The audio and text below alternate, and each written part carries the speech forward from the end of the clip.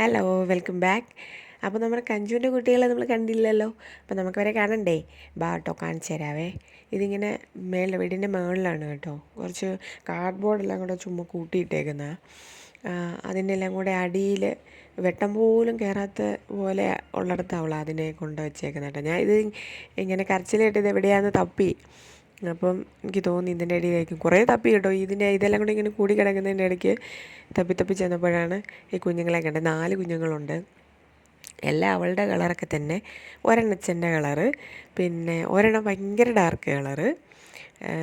കഞ്ചുവിൻ്റെ ഇങ്ങനെ പോസ് അതിലെല്ലാം ഭയങ്കര ഡാർക്ക് കളറാണ് കേട്ടോ. അതുപോലെ തന്നെ കുഞ്ഞുങ്ങളും.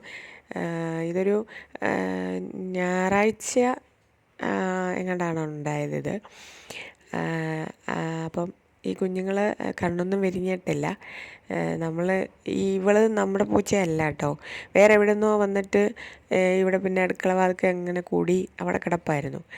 അങ്ങനെയാണിപ്പോൾ ഈ കുഞ്ഞുങ്ങൾ ഉണ്ടായിട്ടുള്ളത്. അപ്പം ഈ കണ്ടനാണെങ്കിൽ ഒരു ഇച്ചിരി പ്രശ്നക്കാരനാണ്. ഇവിടെ നേരത്തെ ഇതുപോലെ ഇങ്ങനെ അലഞ്ഞിരിഞ്ഞ് നടക്കുന്നൊരു പൂച്ച ഉണ്ടായിരുന്നു. അതിൻ്റെ കുഞ്ഞുങ്ങളെ കുറേ 2-3 കുഞ്ഞുങ്ങളുണ്ടായിരുന്ന ഓരോന്നിനെയൊക്കെ ചത്ത് കണ്ടത് ഈ കണ്ടൻ കടിച്ചു വന്നതാണ്. വേറെ കണ്ടനൊന്നും ഇവിടെ ഇല്ല.